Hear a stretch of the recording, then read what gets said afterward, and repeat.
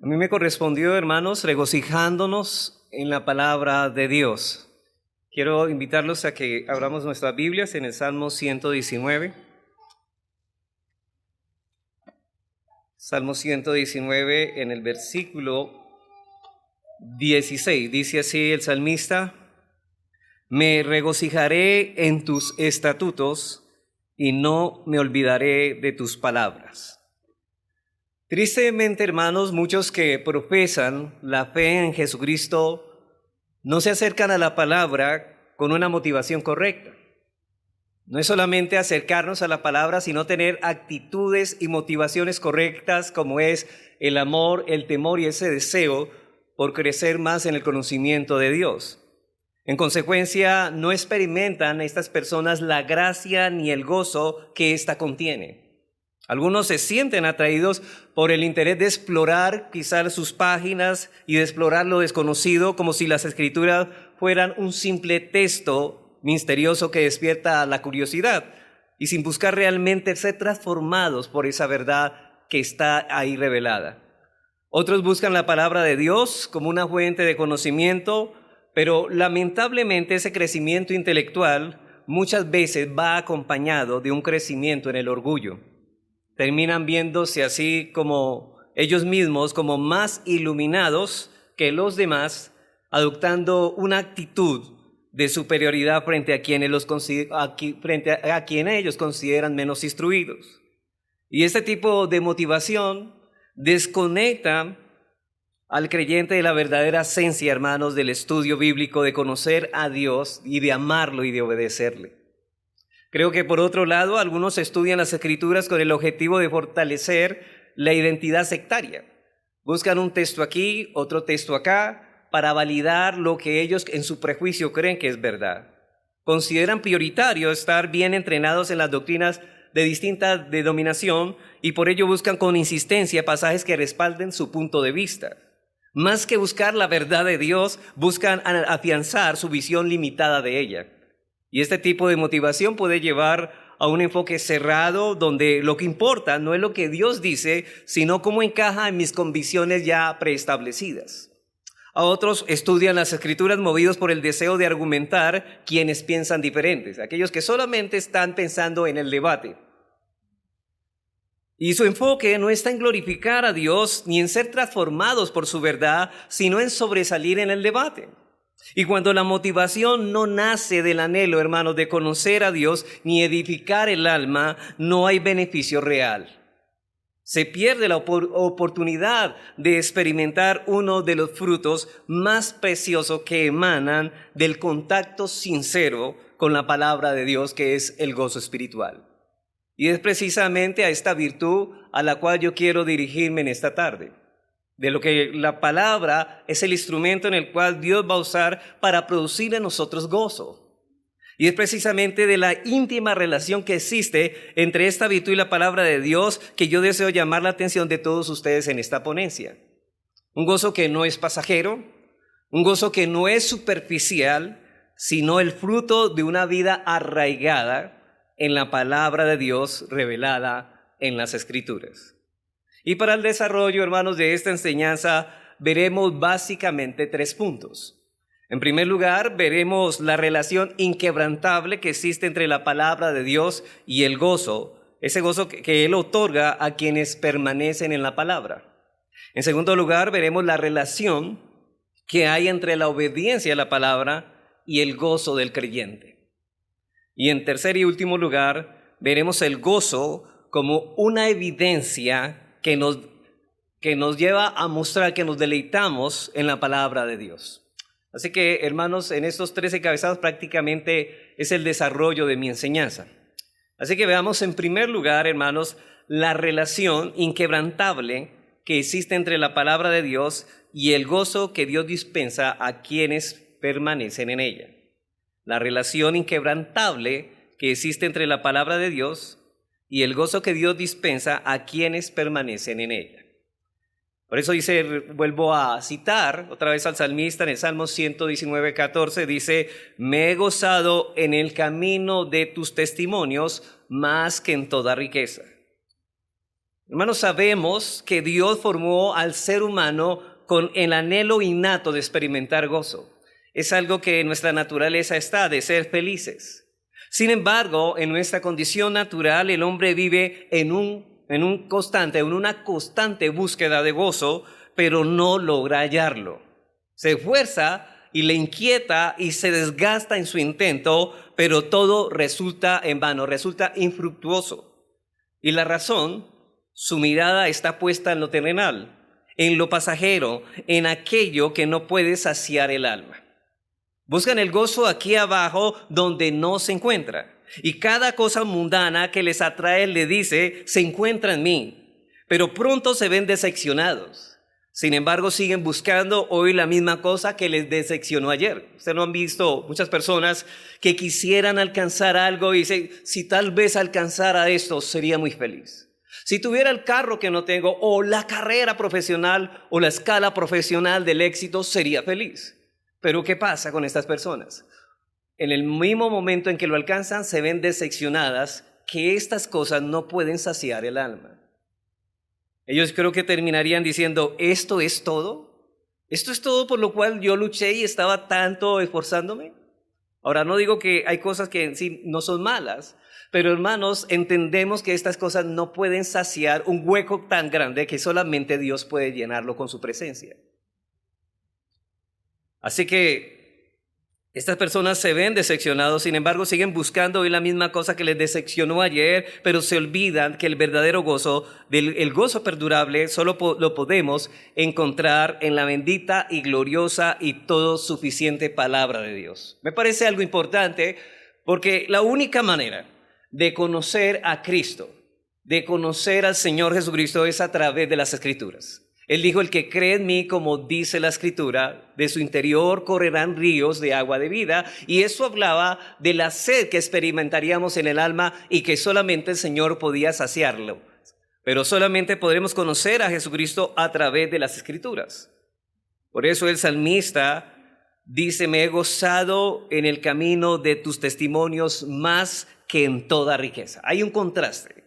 Me he gozado más, noten eso, más en el camino de tus testimonios, de lo que tú has señalado para mí, de lo que tú me has revelado en tu palabra, que lo que este mundo, las riquezas de este mundo me pueden ofrecer.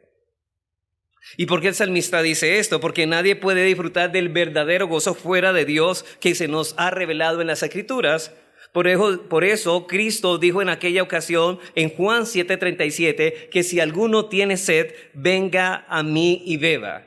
El que cree en mí, como dice la Escritura, de su interior correrán ríos de agua de vida. Esto dijo del Espíritu que habían de recibir los que creyesen en él. De ahí que solamente lo espiritual se puede saciar con lo espiritual. Pero hay algo razonable aquí. ¿Cómo pretende el hombre saciar el hambre espiritual con cosas que son físicas? ¿Cómo puede saciar cosas la sed o el hambre espiritual con cosas materiales? Hay cosas que podemos saciar nuestro cuerpo físico, podemos comer y quizá podemos saciar esa hambre física, pero el hambre espiritual solamente se encuentra en la palabra. Niños, el mismo Señor Jesucristo dijo en el discurso del aposento alto, en el discurso del pan de vida, dice que no solo de pan vivirá el hombre, sino de toda palabra que sale de la boca de Dios.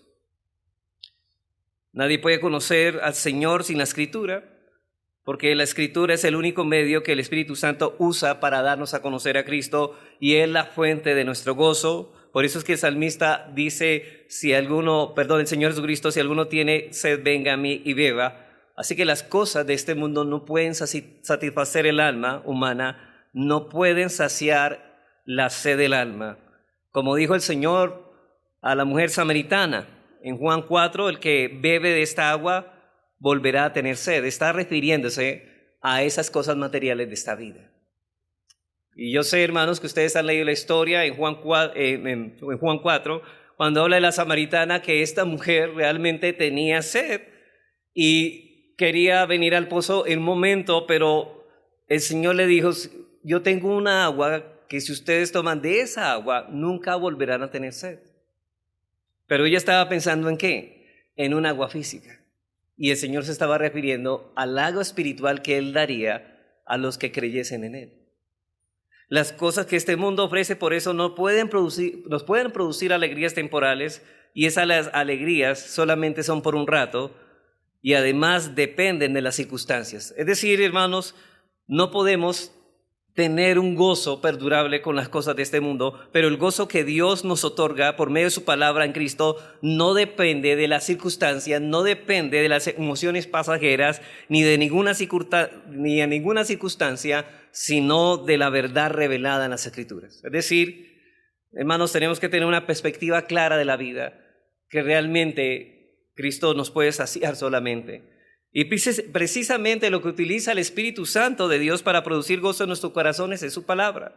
De hecho, cuando Pablo habla del fruto en Gálatas 5:22, dice más el fruto del Espíritu es amor, gozo, etc. Y en el apóstol Pablo en Romanos 15:13, el apóstol señala que el Dios de esperanza nos llena de gozo y paz cuando confiamos en Él. Es allí donde podemos experimentar el verdadero gozo.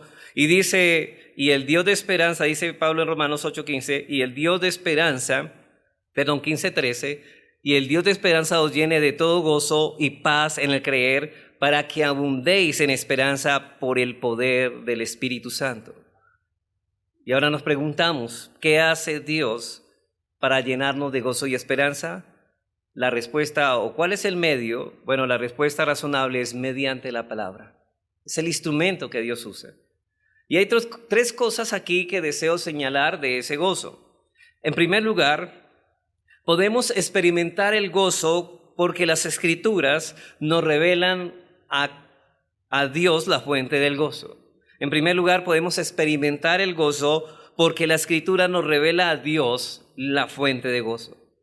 El verdadero gozo proviene de una relación con Dios, de conocer al único y verdadero Dios que se nos revela en las Escrituras.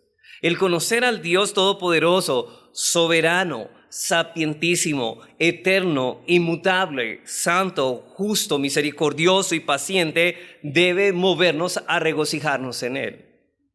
Cristo dijo en Juan 17:3, y esta es la vida eterna, que te conozcan a ti, el único Dios verdadero, y a Jesucristo a quien has enviado. Y cuando señala la vida eterna, no se está refiriendo a una prolongación de tiempo. Muchos de nosotros, cuando hablamos de vida eterna, solamente lo vemos en términos cuantitativos, en términos interminables, pues la gente en el infierno también va a sufrir o va a estar en el infierno interminablemente allá. Pero no estamos hablando de la cuantía en cuanto a la vida eterna, sino de la calidad de vida que experimentan los verdaderos creyentes. Y que ese gozo y ese deleite y esa calidad de vida fluyen de conocer a Dios, fluyen de conocer al único y verdadero Dios. Así que nuestra mayor necesidad como creyentes es poseer una perspectiva cada vez más clara, más profunda de la gloria, la hermosura, la majestad de nuestro Dios y Salvador Jesucristo. Y cuando la gloria de Dios está donde debe de estar, podemos comenzar a disfrutar la vida que Cristo compró en abundancia en la cruz del Calvario. Pero no solamente esta revelación de las cualidades de Dios, de conocer a este único Dios verdadero, es lo que nos produce gozo cada vez al acercarnos a la palabra y llenarnos de asombro, sino que también en segundo lugar podemos experimentar gozo porque las Escrituras nos revelan lo que Dios ha hecho por nosotros. No solamente quién es Él, sino lo que Él ha hecho a favor de nosotros. ¿Cómo no experimentar, hermanos, gozo al contemplar lo que Dios ha hecho por nosotros? El Dios 3 veces santo, perfecto en justicia y majestad, nos amó desde la eternidad y a pesar de nuestra condición caída, nos escogió en Cristo. Ahora, yo cada vez, hermanos, que puedo ver las Escrituras y conozco a Dios, puedo conocer cuál era mi condición antes de ser creyente. Y no había ninguna esperanza, todo era oscuridad, todo era tinieblas, todo era desesperante. Pero una vez conocemos al Señor por medio de las Escrituras, este asombro y este gozo de conocer cada vez nos llena más de felicidad de saber que estamos delante y en las manos de un Dios todopoderoso. En su infinito amor, Él envió a su Hijo para vivir la vida que nosotros no podíamos vivir y para sufrir nuestro lugar en la muerte que nosotros merecíamos. No solo eso, nos ha dado el Espíritu Santo para habitar en nosotros y guiarnos y consolarnos, hermanos. ¿No es eso que encontramos a lo largo de las páginas de las Escrituras? Por eso el salmista dice que se goza en la palabra del Señor, por todo lo que encuentra de quién es ese ser amado, en este caso Dios, y cómo Dios ha tenido tanto amor para con él. Y ahora en Cristo somos adoptados como hijos, herederos de su gracia y miembros de su familia, y nos ha prometido todas las cosas que vengan a nuestras vidas. Dice que todas las circunstancias nos ayudarán a bien para conformarnos cada día más a la imagen de Jesucristo. Esto es motivo de gran alegría para un creyente. Ahora, ¿no es esta la realidad, no es esta realidad, hermanos, motivo suficiente para que el corazón rebose de gozo? Si meditáramos, como decía el pastor Jorge, más en estas verdades, creo que el gozo lo experimentaríamos más. ¿Qué dice el salmista? Me he gozado en el camino de tus testimonios. Podría decir que en este punto que los testimonios de Dios son aquellos a través de los cuales Él pone de manifiesto cuánto nos ama. De ahí que el salmista dice, me he gozado en el camino de tus testimonios más que de toda riqueza, porque en Cristo, dice Pablo en Colosenses 2:3, están escondidos los tesoros de la sabiduría y del conocimiento. Al Cristo afirmar, hermanos, respecto a sí mismo, yo soy el camino, y siendo la humildad de su nacimiento, la pasión, testimonios evidentes del amor que Dios muestra para con nosotros, Cristo se hace camino de los testimonios de Dios. Y ver en los testimonios establecidos en el pasado nos lleva a vivir en la esperanza y en el gozo que han de cumplirse también en los futuros y eternos que a nosotros han sido prometidos. Es decir, hermanos, cuando nosotros leemos, por ejemplo, un texto como Efesios 2, ¿quién éramos nosotros, no? Muertos en delitos y pecados, ajenos de la vida del Señor, arrastrados por la corriente de este mundo. Éramos por naturaleza hijos de desobediencia, lo mismo que los demás, y éramos arrastrados por los deseos de la carne. Eso era una situación lúgubre, oscura. Pero Dios nos sacó y eso nos llena de gozo de saber que ahora no estamos en la misma condición en que antes estábamos. Por eso dice Pablo en Romanos 8:32, el que no escatimó ni a su propio Hijo, sino que lo entregó por todos nosotros, ¿cómo no nos dará también con él todas las cosas? Y todas las cosas de las que él había dicho en Romanos 8:28. Para bien. ¿Y para cuál bien? Para conformarnos a la imagen de Jesucristo. Así que mientras más profunda no sea nuestra comprensión de todo lo que Dios ha hecho por nosotros, más profunda será nuestra gratitud. Hermanos, ve a una persona, a un hombre, a una mujer agradecida, y esta persona realmente tiene un conocimiento profundo de quién es Él y quién es Dios. Y esta gratitud profunda se muestra en devoción, en adoración y en gozo. Por lo tanto, debemos conocer lo que somos como cristianos. De lo contrario, lo superficial producirá un gozo, una adoración y un servicio superficial. Porque muchas veces las cosas del Señor las hemos vuelto como mecánicas y frías. Porque no hay ese gozo. Porque no estamos conociendo profundamente al Señor. Porque no estamos profundizando en la palabra del Señor.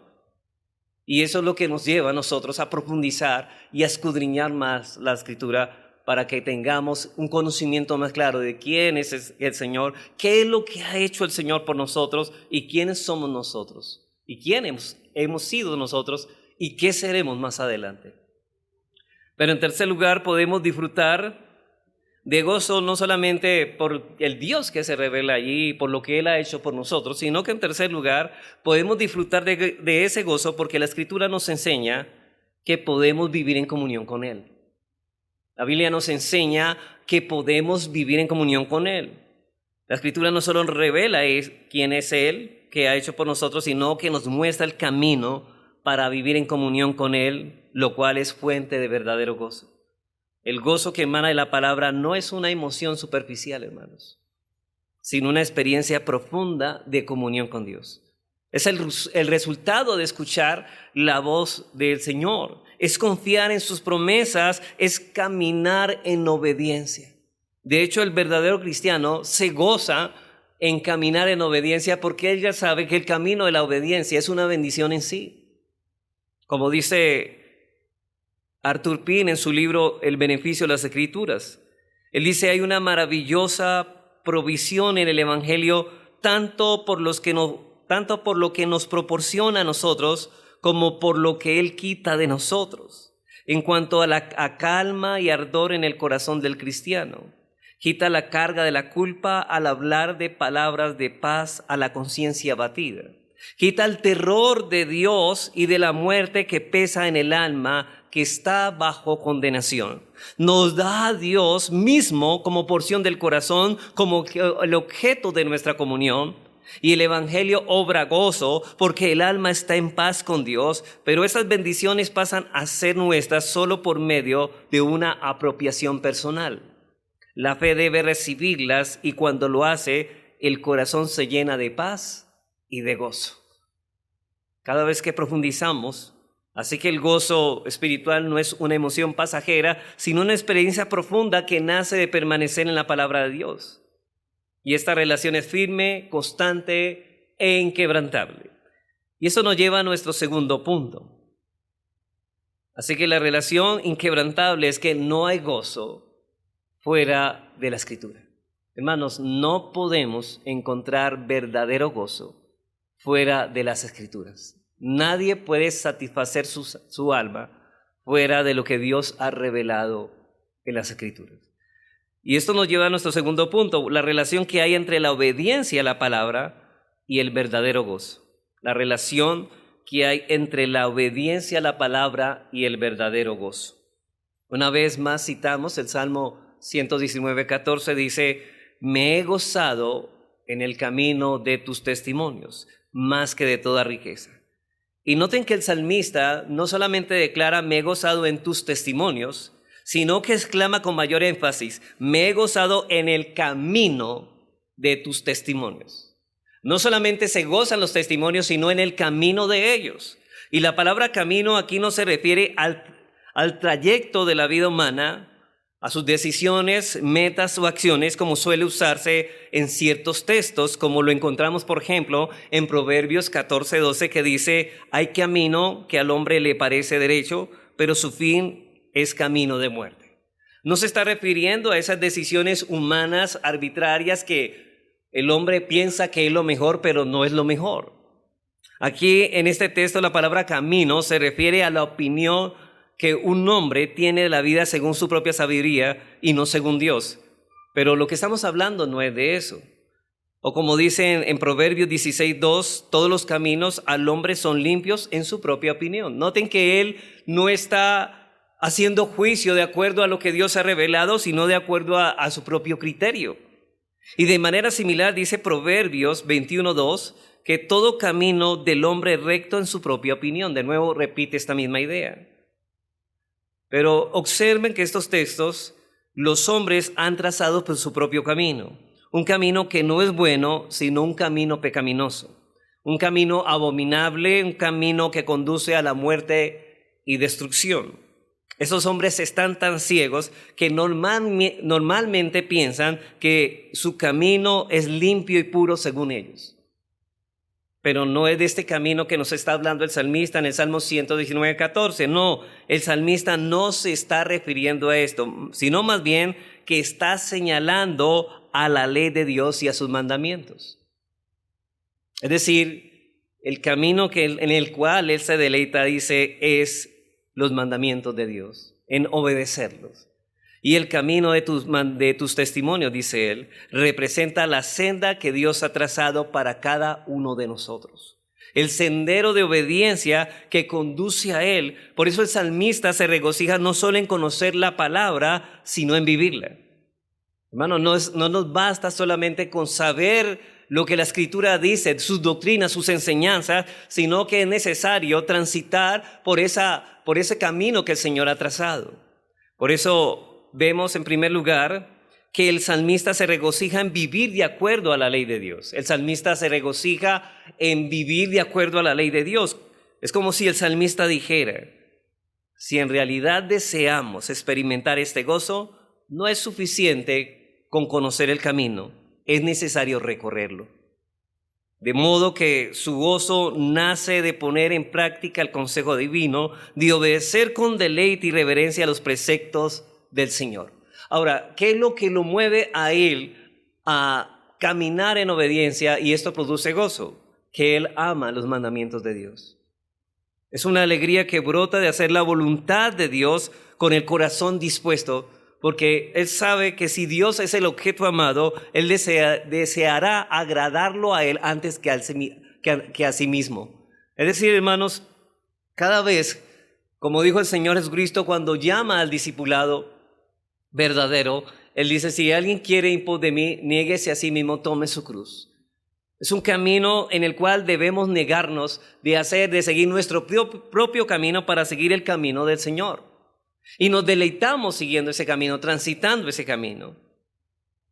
Así que ese gozo nace de poner en práctica este consejo. Es una alegría que brota de hacer la voluntad de Dios con un corazón dispuesto.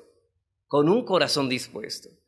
Es cierto que David no alcanzó ese gozo y deleite del que nos habla por el mero hecho de escuchar. Hermanos, ni solamente de leer y profesar la palabra, sino al ponerla en práctica. Y la única razón por la que estamos tan lejos de alcanzar el consuelo que hay en la palabra de Dios es porque no la practicamos, no andamos por sus caminos. Es cierto que de principio a la naturaleza humana le sabe amarga la ley, porque ama las cosas de la carne.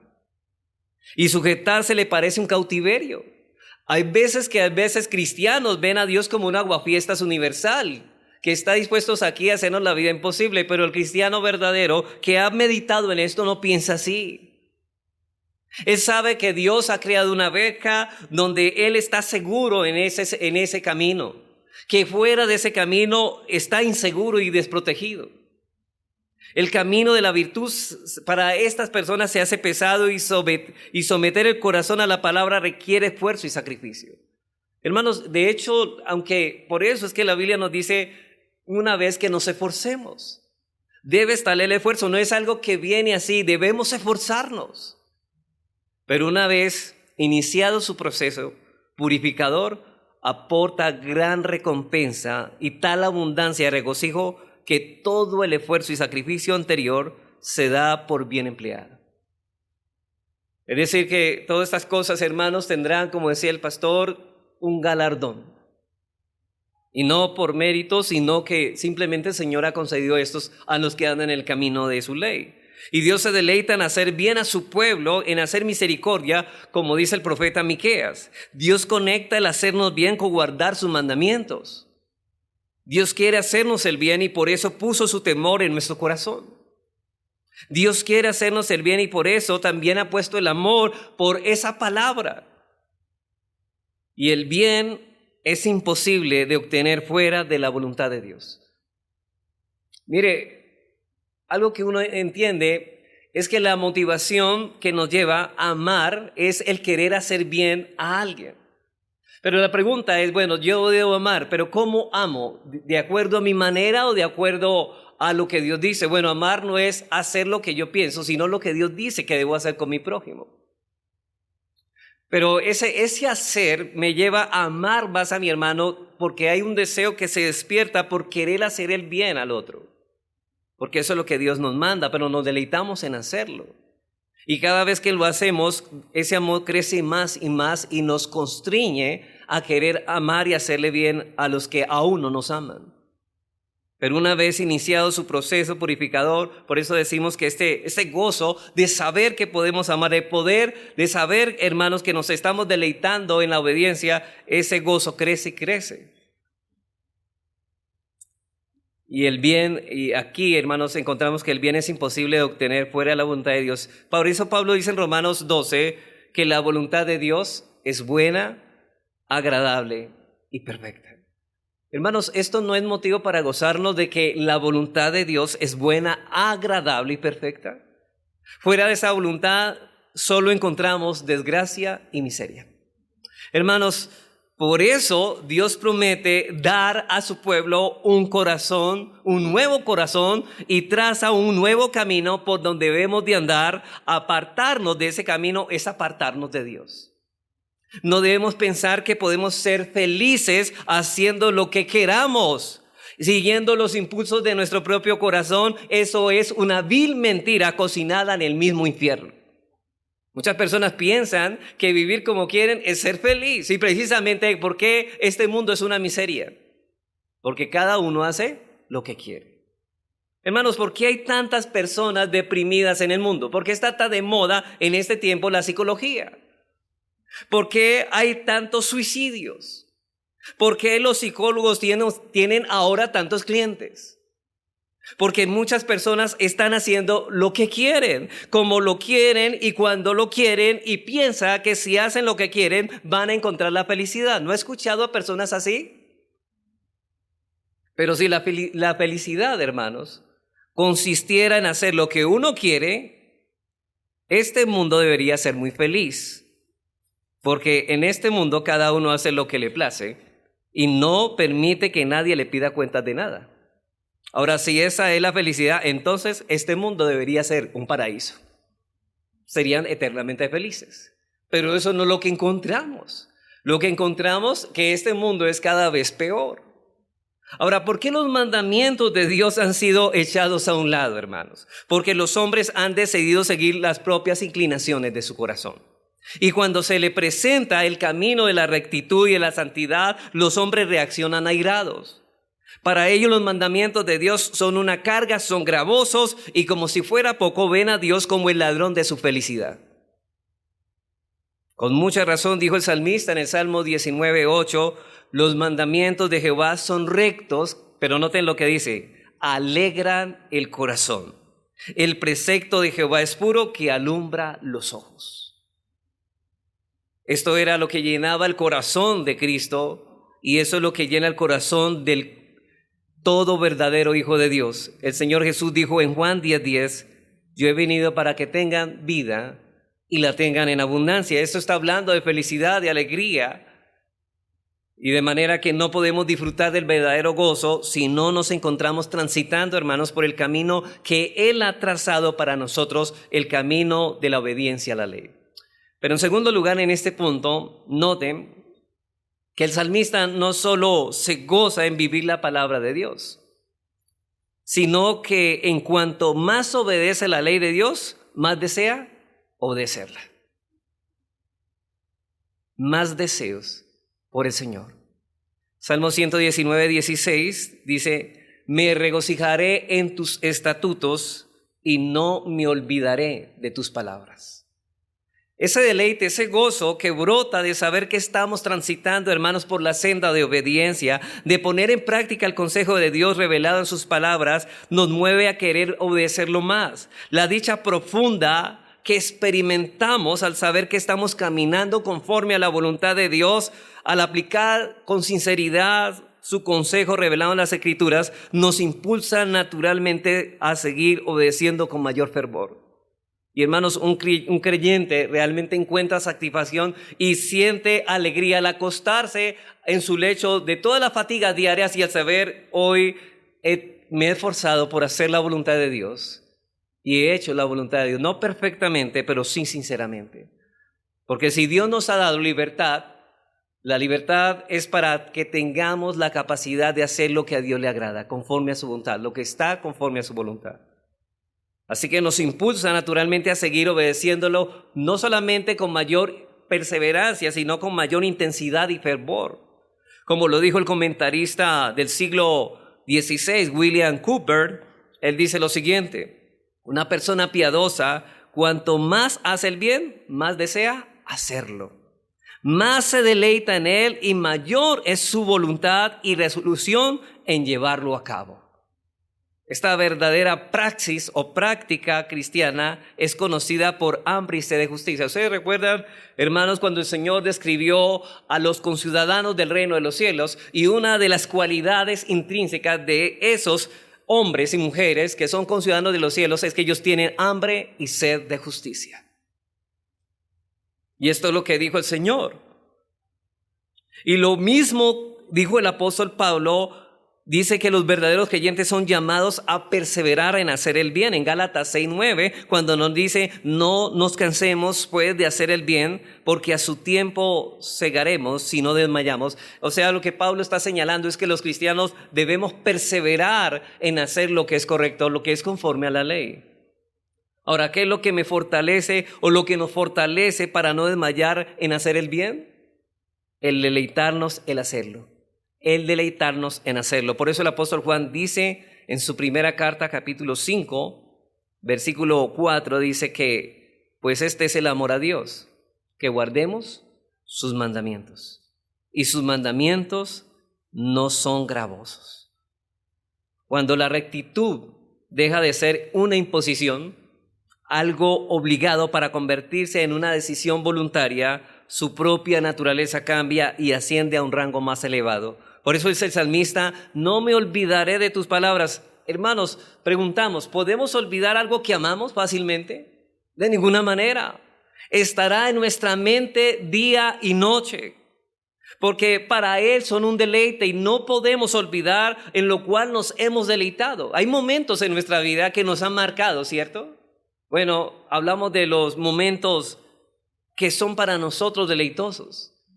Y no es difícil sacarlos de nuestra mente, pero dice aquí el salmista, yo no me olvidaré de tus palabras porque se ha deleitado en ello. Así se cierran en círculo en las gracias de Dios y se apoyan una en la otra. Es decir, entre más obedezca la ley de Dios, más se deleita en ella, y entre más se deleita, más quiere obedecerla, y en eso hay un recuerdo que no se puede olvidar. Hay una cosa que lo lleva momento tras momento a querer estar más en la obediencia a la ley. Me deleito en la palabra de Dios y ese deleite me lleva a no olvidarla y su recuerdo me lleva a deleitarme más y más en ella. Como dice el puritano Thomas Manton, dice él, no basta con asentir meramente la veracidad de las Escrituras. Se requiere que la recibamos en nuestros afectos. Es de mayor solemnidad el notar que el Espíritu Santo especifica como base de apostasía el que no recibieron, note esto, el amor de la verdad para ser salvos. Si se queda solo en la lengua o en la mente, es solo asunto de habla y especulación, y pronto se habrá desvanecido. La semilla que permanece en la superficie pronto es comida por las aves del cielo. Por tanto, escóndela en la profundidad, que del oído vaya a la mente, de la mente al corazón, y que se sature más y más. Solo cuando prevalece como soberana en el corazón, la recibimos con amor. Y termina él diciendo, cuando es más querida que cualquier otro deseo, entonces permanece. Cuando es más querida que cualquier otro deseo, entonces la palabra permanece. Entonces, hermanos, hemos visto en primer lugar la relación inquebrantable que existe entre la palabra de Dios y el gozo que otorga a quienes en ella permanecen. En segundo lugar, vimos la relación que hay entre la obediencia a la palabra y el gozo del creyente. Y veamos ahora, en tercer y último lugar, el gozo como evidencia de que estamos leyendo apropiadamente la palabra de Dios. El gozo como evidencia de que estamos leyendo apropiadamente la palabra de Dios. Y esto lo digo, hermanos, porque muchas veces no estamos experimentando ese gozo y quizás es porque no nos acercamos a la palabra de Dios con actitudes correctas. No es solamente leerla de manera apropiada, sino con las actitudes apropiadas. Y lo que estoy diciendo es que si no estoy leyendo la palabra de la manera adecuada y con la actitud apropiada, no podré regocijarme en ella. Una vez más, el salmista en el Salmo 119:14 dice, me he gozado en el camino de tus testimonios. El salmista no dice tan solo que se goza, sino que se ha gozado. Por años su mayor gozo y bendición ha consistido en entregar su alma a la enseñanza de la palabra. Un gozo no solo en la propia palabra de Dios, sino en sus características prácticas. Cuando una persona se deleita, hermanos, en la palabra de Dios, es prueba indubitable de que ha penetrado a su corazón y ha sido puesta en vigor en su vida y por tanto está limpiando su camino. Como dijo el gran predicador Charles Spurgeon, dijo: una vez el creyente ha comenzado a examinar con detalle las páginas sagradas, y en la medida que su meditación transita de una a otra de las palabras regias pronunciadas por el gran rey, palabras plenas y firmes, inmutables y divinas, su alma arde dentro de él.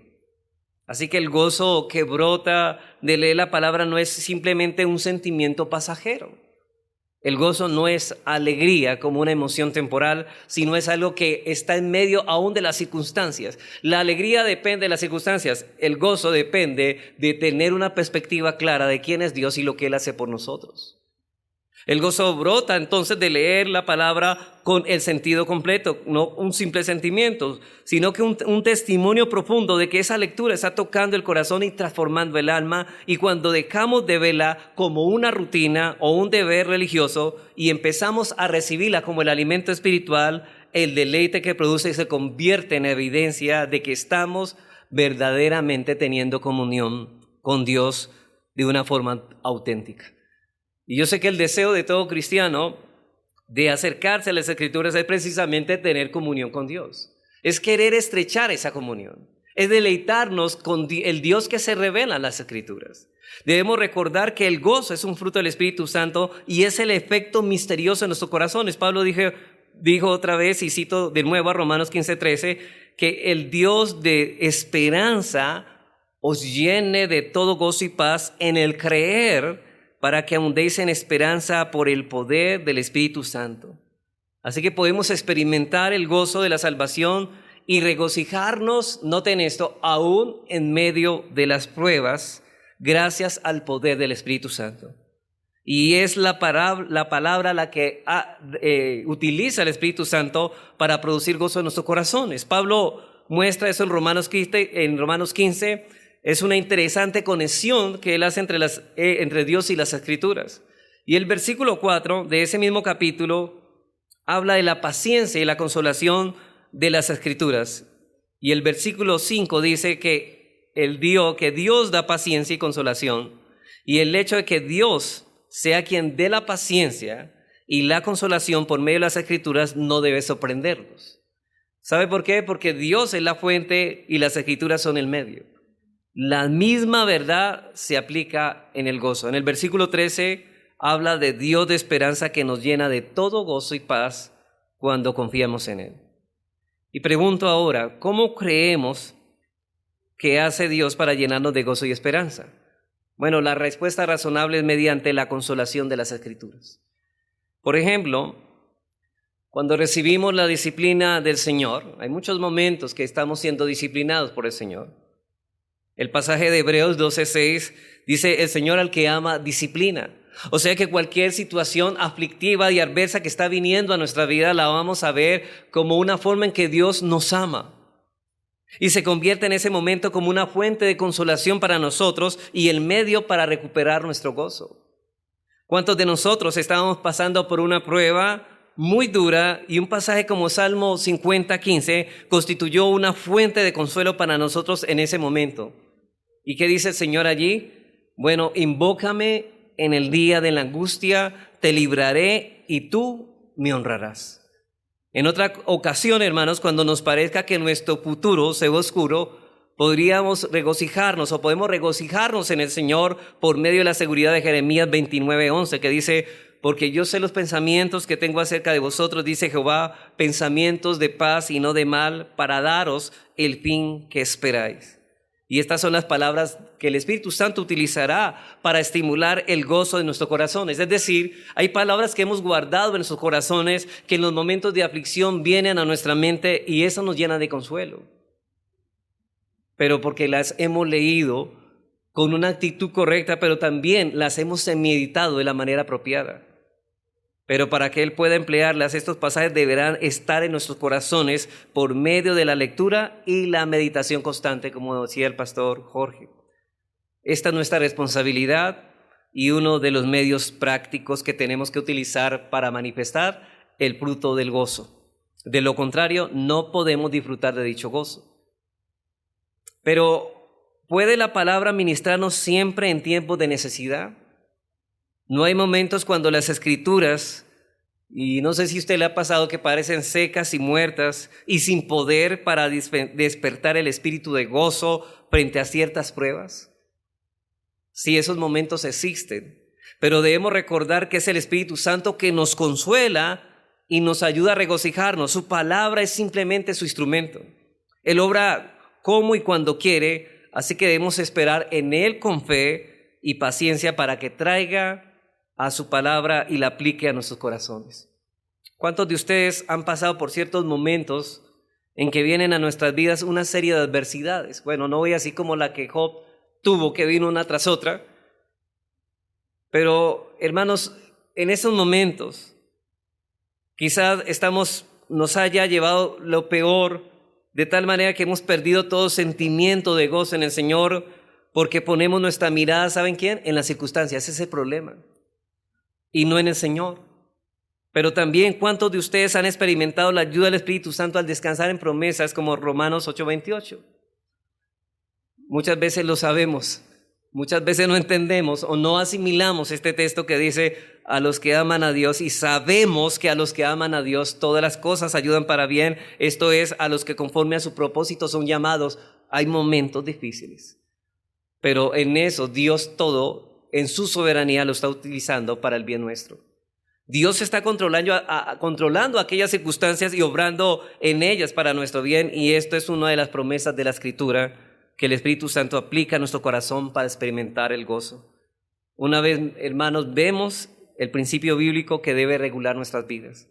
Somos responsables y dependientes a la vez.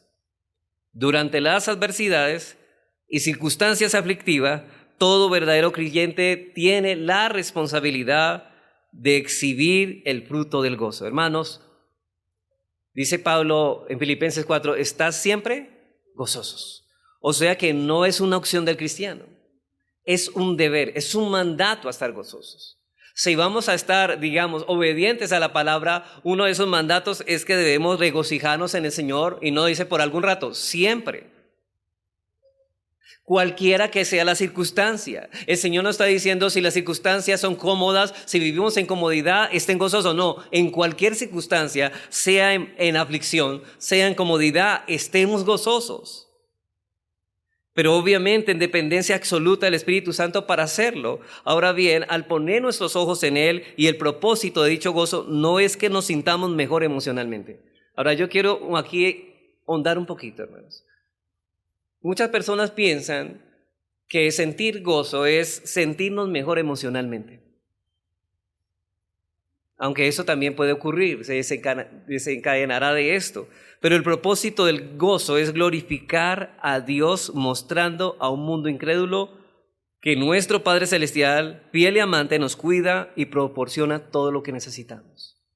Mire que no estamos enfocándonos en nosotros, porque nosotros siempre estamos pensando en nuestra comodidad, pero debemos pensar ¿en qué? En la gloria de Dios. Hermanos, ¿cuál es el propósito de nosotros? Bueno, el catecismo, su primera pregunta es esta. ¿Deleitarnos en quién? En Dios. Glorificar a Dios y disfrutar de Él para siempre. Ese es el propósito. Así que debemos deleitarnos en Él. Ahora nos preguntamos, bueno, ¿cuál es la forma apropiada en que un creyente debe leer las Escrituras para poder disfrutar de ese gozo? ¿Cuál es la forma apropiada en que un creyente debe leer las Escrituras para poder disfrutar del gozo del Señor? Primero, debes leerla diariamente. Debes leerla diariamente. Hermanos, debemos leerla con diligencia diariamente la palabra de Dios para que de esa forma podamos crecer en el temor y deleitarnos más en Él. No habrá temor, no habrá amor que crezca, no habrá más deseos por el Señor a menos que nosotros tengamos una constante ocupación en la lectura de la página de la Biblia. En Deuteronomio 17:19, Dios instruyó a los judíos acerca de la instalación de un rey, ¿recuerdan? Sobre ellos para que aprendieran a temer a Dios. ¿Y qué instrucción Dios les dio? Bueno, dice en Deuteronomio 17:19, y dice, y lo tendrá consigo, y note lo que le dice, y leerá en él todos los días de su vida para que aprenda a temer a Jehová su Dios, para guardar todas las palabras de esta ley y estos estatutos para ponerlos por obra. Así que si deseamos regocijarnos en el Señor y su voluntad, debemos diariamente, hermanos, apartar un tiempo específico para exponernos a la palabra de Dios. Cristo nos ordena en Juan 5:39 que escudriñemos las Escrituras. El leer la palabra de Dios es una necesidad como comer, como respirar y dormir, y exponernos a la Escritura es necesario para el cuidado y deleite de nuestras almas. Número 2, debemos leerla con reverencia. No solamente diariamente, sino, hermanos, acercándonos, no como acercándonos a cualquier libro, sino al libro sagrado, porque sabemos que es la voluntad de nuestro Padre. Con confianza, pero no siendo confianzudos, sino con respeto y solemnidad. Así que al acercarnos a la palabra de Dios debemos previamente considerar a qué cosas nos vamos a exponer a leer, porque se trata de la voluntad del Señor, del amo del universo, y algún día, hermano, tendrás que presentarte delante de su tribunal y serás juzgado por lo que dice ese libro. La palabra de Dios es guardada en el corazón cuando es apreciada, porque como dice Cristo en Mateo 6:21, porque donde esté vuestro tesoro, allí estará vuestro corazón. Si tú entiendes el valor que tiene la palabra de Dios, la vas a guardar en tu corazón, porque la vas a reverenciar. Tercer lugar, debes leerla en oración. No solamente diariamente, no solamente en reverencia, sino en oración. Hermanos, ¿quién es suficiente para entender lo que este libro nos dice? Somos insuficientes y debemos depender de Dios. Es Dios quien ilumina nuestra mente para poder entender su palabra. Dice el salmista en el Salmo 119, 18 y 19, dice, abre mis ojos, note lo que dice el salmista, abre mis ojos y miraré las maravillas de tu ley. No podré asombrarme de tus maravillas a menos que tú no dispongas mi corazón. Y versículo 19, forastero soy en la tierra, no encubras de mí, tus mandamientos. Y sabemos que estamos como peregrinos, estamos como advenedizos, transeúntes por este mundo y necesitamos conocer los mandamientos de Dios para conocer las maravillas de su ley. Y en Mateo 11:25 el Señor alaba a Dios diciendo, te alabo Padre, Señor del cielo y de la tierra, porque escondiste estas cosas de los sabios y de los entendidos y las revelaste a los niños, a los que son como niños, a los que tienen un carácter humilde, porque saben quiénes son delante de Dios, que son insuficientes y que necesitan de Dios para caminar la vida como deben caminarla. Y en cuarto lugar, debes leerla de forma reflexiva. Tal vez el pastor Jorge ya tocó este punto bastante amplio, pero quisiera decir esto, para aprovechar lo que la palabra de Dios dice, debes entenderla. Debes entenderla. No hay fruto si no la entendemos. Y para entenderla debemos orar. Debemos orar, pero también aplicar nuestra mente cuando la estemos leyendo. ¿Qué te enseña ese texto? ¿Qué pecado te redarguye? ¿Qué camino te está mostrando? ¿Qué cosa te está instruyendo? La dureza del corazón está comúnmente, hermanos, ligada a la irreflexión. Hermanos, ve a una persona irreflexiva, vea la dureza del corazón de esa persona. Por eso es bueno que al leer un texto de la Biblia y no lo entiendas, busques a un buen comentario bíblico, o si no, pide la explicación de un hermano maduro en la fe para que te explique. Pero no te quedes sin entendimiento, porque no será provechoso para tu reflexión, para tu meditación. 5, debes leerla de manera ordenada. Yo he visto, anteriormente se hacía personas que leían la Biblia y buscaban un versículo. Bueno, voy a ver dónde cae la Biblia para leerla hoy. Y después el otro día hacían lo mismo. No, hermanos, debes leerla de manera ordenada. Es decir, debes exponerte a todo el consejo de Dios, porque no solo de pan vivirá el hombre, sino de toda palabra que sale de la boca de Dios. Pero recuerda, Dios también es un Dios de orden. Y como su palabra es santa, justa y buena, también tiene el carácter del orden de Dios. Si Dios es Dios de orden, debes leerla en orden. 6, debes meditar y aplicar lo leído. Debes tomar cada palabra de las Escrituras como si estuviera dirigida a ti. Y muchas veces, hermanos, caemos siempre en la tentación, no sé por qué. Si estamos leyendo, en nuestra mente estamos diciendo, uy, este le cae a fulanito, o este le cae a aquel hermano. Pero no decimos, bueno, es cómo me trata esta palabra a mí, de qué está hablando a mi corazón, cuáles son mis falencias que me está mostrando. Así que debes tomar cada palabra como si fuera dirigida a ti, cada demanda, cada promesa, cada exhortación de Dios en su palabra, debes tomarla como la tuya. Son particularmente los mandamientos, las advertencias, las exhortaciones que necesitamos hacerlas nuestras y guardar como un tesoro. Aprenderlas de memoria, meditar en ellas, orar sobre ellas y ponerlas en práctica para que la palabra de Cristo habite más en vosotros, como dice Pablo en Colosenses 3:16, más abundantemente. Así que, hermanos, entonces lo que dice aquí es: debemos regocijarnos en lo que Dios ha revelado en la palabra. Así que Dios nos ayude en esto, hermanos. Que Dios nos ayude a vivir de acuerdo a su voluntad y a gozarnos y a buscar el deleite en el Señor más que en las cosas que este mundo nos ofrece. Dios les bendiga, hermanos.